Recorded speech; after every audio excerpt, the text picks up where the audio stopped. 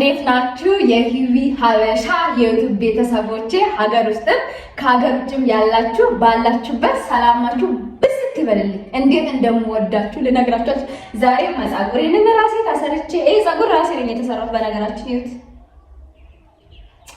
እና ሻወር ምናምን ገብቼ አንድ ነገር በጣም ከራሴ ጋር ያወራሁት ነበርና እግዚአብሔርን አምሮዬ ላይ ሲመጣ ለምን አልሰራላችሁም ብዬ ከቻልኩላችሁና እንደምታዩት ግንባር ልጥጥ ብሏል። ግንባር ይሁን ራሴ እንዴት እንደምወድ ልነግራችሁ አልችልም። እና ዛሬ ደግሞ በጣም ደስ በሚል ቪዲዮ ነው የመጣሁላችሁ። እንደምትወዱ እርግጠኛ ነኝ። እግዚአብሔር ምስክሬ ነው። የዛሬ ደግሞ ከእግዚአብሔር ጋር ጓደኛ መሆን ከፈጠረን አምላክ ጋር ጓደኛ መሆን እንዴት ውስጥን እንደሚያረጋጋ ልነግራችሁ አልችልም። ከእግዚአብሔር ጋር ጓደኛ መሆን ሲባል ብዙ ጊዜ አይመጣልንም አይደለም። ጓደኞቻችን በጣም የምንወዳቸው አብረን መጫወት፣ ማውራት፣ መዝናናት ምናምን ደስ ይለናል። ግን ከእግዚአብሔር ጋር ጓደኛ መሆን ደግሞ ከሰው በላይ እንዴት እንደሚጠቅም ዛሬ አብረን እናያለን ማለት ነውና ህይወቴ ውስጥ ከጠቀመኝ ነገር ካየሁት ነገር በጣም ካተረፍኩት በጣም ራሴንም እንድወድ ካረገኝ ነገር ውስጥ አንዱ እግዚአብሔርን ጓደኛ በማድረጌ ነው። ጓደኛ የለሽም ወይ ብትሉም በጣም ብዙ ጓደኞች አሉ። ግን ከዛ ውስጥ እነዛ ጓደኞች እኔን ደስተኛ ማድረግ አልቻሉም። ይሄን ስላችሁ ክፉ ናቸው ማለት አይደለም። በተቻለ ሁሉም ሰው በራሱ ልክ ነው የሚሄደውና ከእግዚአብሔር ጋር ጓደኛ መሆን ብዙ ነገር ታተርፋላችሁ። ለምሳሌ እግዚአብሔር አሁን ብናመሰግን ባናመሰግን ምንም የሚቀርበት ነገር የለም። ምንም እግዚአብሔር ስላመሰግንኩት ካለበት ነገር ከፍም ዝቅም አይልም። ግን እግዚአብሔርን በማመስገን እኔ አተርፋለሁ። አንድ ቀን እንኳን ተሳስቼ እግዚአብሔር ሆይ ባልኩት አንድ ቀን ተሳስቼ መቼም እግዚአብሔር እውነቴን ነው የምላችሁ። እኔ አንዳንዴ የማረገው ነገር እግዚአብሔርን ይገባዋል ብዬ ስለማላስበው ነውና አንድ ቀን እግዚአብሔር ሆይ ባልኩት ዘላለም እየጠበቀኝ ስለሆነ አንድ ቀን እግዚአብሔር ሆይ ባልኩት አመታቱን ሁሉ እየጠበቀኝ ስለሆነ ቀን ወጥቼ ስገባ እየጠበቀኝ ስለሆነ እግዚአብሔርን ጓደኛ ማድረግ እንዴት ደስ እንደሚል ሰው ያስፈልጋል። ሰው ለሰው ልጅ ጥሩ ነው። ግን በዛው ልክ እግዚአብሔርን ማመስገን ከእግዚአብሔር ጋር ማውራት ጥሩ ነው እና እግዚአብሔር እኛ ራሳችን በሰጠን ልክ ነው ወደኛ የሚቀርበው። በሚገርም ሁኔታ ብዙ ሰው የሚመስለው እኔማ ፈጣሪ ረስቶኛል። ፈጣሪ ልጁ ረስቶ አያውቅም። አሁን ለምሳሌ አንድ እናት 20 ልጅም 10 ልጅም 2 ልጅም 3 ልጅም ትውለድ ልጇን ረስታ ታውቃለች? አትረሳም። የፈለገ ክፉ የምትባል ጥሩ የምትባል እናት ራሱ ምሳሌ አትውሰዱ። ለምሳሌ በጣም ክፉ የምትባል እናት በጣም ክፉ የምትባል እናት ራሱ ልጇን አትረሳም በፍጹም። ስለዚህ እግዚአብሔርም የፈጠረንን አምላክ አይረሳም። የፈለገ ቢንበዛ አሁን ለምሳሌ አንድ ሰው ወለደ ቢባል እስከ 12 እስከ 15 የሚወልድ አለ አይደለም? አንድ ሰው 15ቱንም እናትየው ትረሳዋለች። ስሙን ታውቋለች። ምን እንደሚወድ ምን እንደሚፈልግ እያንዳንዱን እንቅስቃሴ ታውቋለች። ስለዚህ እናት ልጁን እንደማትረሳ ፈጣሪ ደግሞ ልጁን አይረሳም። ሰማይና ምድሩን የፈጠረ እኔን እንኳን ከነ ኃጢአቴ ተሸክሞ የሚሄድ አምላክ ይረሳኛል ብዬ አላስብም።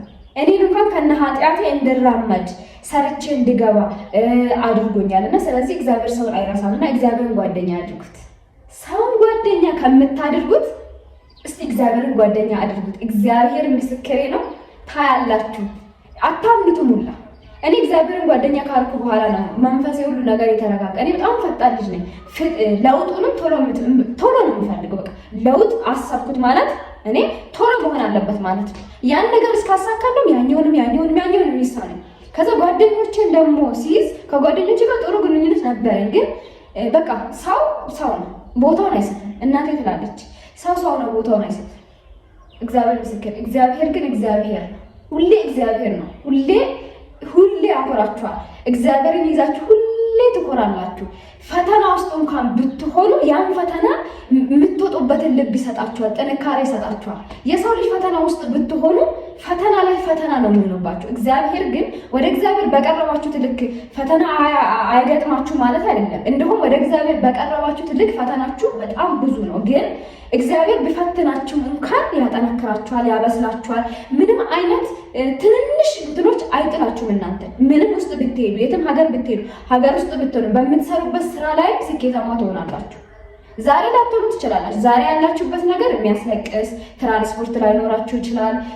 ውስጣችሁን የሚያዳምጥ ሰው ላይኖራችሁ ይችላል። እናታችሁ ላትወዳችሁ ትችላላችሁ። አባትም ዙራችሁ ሁላ ሾክ ሊሆንባችሁ፣ እሳት ሊሆንባችሁ ይችላል። ግን እግዚአብሔር አንድ ቀን ያወጣችኋል። መቼ ነው አንድ ቀን ካላችሁ ያ የሚሳካላችሁ ቀን ነው። ያ የምትስቁበት ቀን ነው። በነገራችን ሀዘንም ደስታም ጣፊ ነው፣ ይሄዳል ይጠፋል። ሐዘንም አይቆይም፣ አላፊ ነው። ደስታም አላፊ ነው።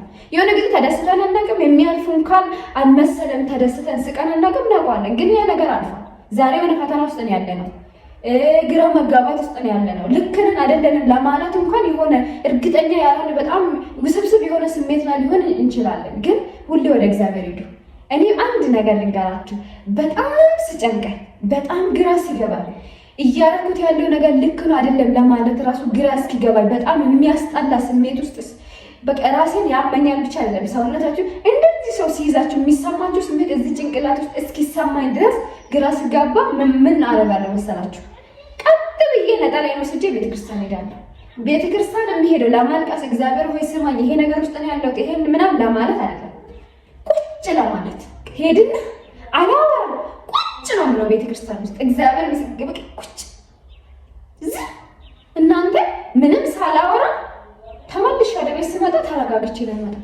ለምንድን ነው ብዬ ግራ ሲገባኝ ለካ ቤተክርስቲያን ማለት የእግዚአብሔር ቃል 24 ሰዓት የሚጠራበት ነው፣ ቅዳሴ የሚቀደስበት ነው፣ ጽላት ያለበት ነው። መንፈሳችሁ ይረጋጋል። ሙስሊምም ከሆናችሁ ደግሞ እንደዚሁ መንፈሳችሁን ውስጣችሁን የሚያረጋጋችሁ ይሄ ወደ መንፈሳዊ ሕይወት ብዙ ጊዜ የሚደረግበት አካባቢ ሄዳችሁ ቁጭ ብትሉ በጣም አሪፍ ነው። በየእምነታችሁ እኔ አሁን በእምነቴ ኦርቶዶክስ ነኝ። ቤተክርስቲያን ሲሄድ ውስጤ ይረጋጋል። ለምንድን ነው ካላችሁ ቤተክርስቲያን ውስጥ ጽላት አለ፣ እሱ ያረጋጋችኋል። ሁለተኛ ደግሞ ቤተክርስቲያን ውስጥ 24 ሰዓት በሚባል ደረጃ የእግዚአብሔር ቃል የሚጠራበት መላእክቶች የሚመላለሱበት በተቻለ መጠን ጥሩ ነገር ብቻ ነው የሚደረገው። ለምሳሌ እዛ የሚሄድ ሰው ነው፣ ግን ቤተክርስቲያን አካባቢ በተቻለ መጠን ሁሉም ሰው ከብዙ ነገር ተጠንቅቆ እዛ የሚሄድበት የተባረከ ቦታ ስለሆነ ነው። ቤታችን አልተባረከም አይደለም፣ ቤታችንም የተባረከ ነው። ግን ቤትና ቤተክርስቲያን ይለያያል። የሆነ አለ እኛ ራሱ ስንሄድ የሆነ ስህተት እንኳን ስንሰራ ልባችን ስብር አድርገን ነው የምንሄደው እና ስለዚህ ቤተክርስቲያን የተረጋጋ ነው ቦታው ራሱ ያረጋጋችኋል። እናንተ በየእምነታችሁ ውስጥ እንደሱ አድርግ። እኔ ማረው ይሄ ነው። ይሄ እኔ ላይ ሰራ ማለት እናንተ ላይ ሰራል ማለት አይደለም። ግን እግዚአብሔርን ጓደኛ ማድረግ እኔን እንዴት እንደ ውስጤን ደስተኛ እንዳደረገ ሊነግራችሁ አልችልም። እንደውም ወደ ህልሜ እንዲሄድ የሆነ ሰው ሀዩ አንቺ እንዲነሽ ስላለኝ አልሰበርም። ለምን በቃ የሆነ መሆን ያለበት እንኳን ሆነ ብዬ እቀበላለሁ። የኔ መድኃኒዓለም አለልኝ እግዚአብሔር አለ ምን አገባኝ ብዬ ለእግዚአብሔር ስለምተው ነው። እና እግዚአብሔርን ስታመሰግኑት እግዚአብሔር ከእናንተ ምስጋና ይፈልጋል ሳይሆን እናንተ በሰጣችሁት ልክ ነው እግዚአብሔር የሚሰጣችሁ። እግዚአብሔር ነፃ ፈቃድን ይጠይቃል። አንቺ ወይ አንተ እግዚአብሔርን ወደ ህይወትህ ካላስገባ እግዚአብሔር ወደ ህይወትህ አይገባም። በፍጹም ቢሞት እግዚአብሔር ወደ ህይወታችሁ አይገባም። በጣም እግዚአብሔር ነፃ ፈቃድን ይጠይቃል። ስለዚህ ልብሽን በምልክ ሰጠሽ መስጠት ማለት ደግሞ እግዚአብሔር ወደ ያደርግልሻል ማለት አይደለም። በጣም ሰርቶሽ ነው እግዚአብሔር ስጦታ ሲሰጥሽ በችግር በፈተና በለቅሶ አሽጎ ነው የሚሰጥሽ። የሰው ልጅ ግን በጣም ስጦታ ሲሰጥ በሚያምር ነገር በሚያብረቀርቅ ነገር ነው አይደል? ውስጡ እኮ ጥሩ ይሁን አይሁን ይጠቅማችሁ ይሁን አይጠቅማችሁ እንደዚህ ወይ በልታችሁ የሚያልቅ ወይ ለብሳችሁ የሚያልቅ ወይ ወርቆ የሚሰበር ነገር ነው የሰው ልጅ የሚሰጣችሁ። የፈለገ ቢሆን ዘላለም አይቆይም የሰው ልጅ የሚሰጣችሁ ስጦታ፣ በዛ ላይ በወርቅ ነገር ታሽጉ። እግዚአብሔር ግን ስጦታ ሲሰጣችሁ በችግር አሽጎ ስጦታ ችግር ውስጥ ስታልፉ ፈተና ውስጥ ስታልፉ አልቅሳችሁ ተነስታችሁ ወርቃችሁ ስትነሱ በጣም ማንም ሰው ቢመጣ ብረት የማይሰብ ሰው ነው የምትሆኑት። በፈጣሪ ላይ ያላችሁትን እምነታችሁን አጠንክሮላችሁ ለሰው ያላችሁትን ለሰው ዋጋ እንድትሰጡ ትሁት እንድትሆኑ መልካም ጠንካራ ማንኛውም ሰው መጥቶ አንቺ እንደዚህ ነሽ፣ ቆንጆ አይደለሽም፣ አስቀያሚ ነሽ፣ ክፉ ነሽ፣ አንቺ ስስት ነሽ ምናምን ባለሽ ነገር ሰው ሲሰድብሽ ስብር የሚታይነ ሰው አትሆኝም። ሰው ምንም ብልሽ እግዚአብሔር ወዶ ፈቅዶ ነው የፈጠረኝና ነው የምትሉት። በቃ ማይላቭ ነው የምትሉት። እስቲ ከእግዚአብሔር ጋር ጓደኛ ሆኑት።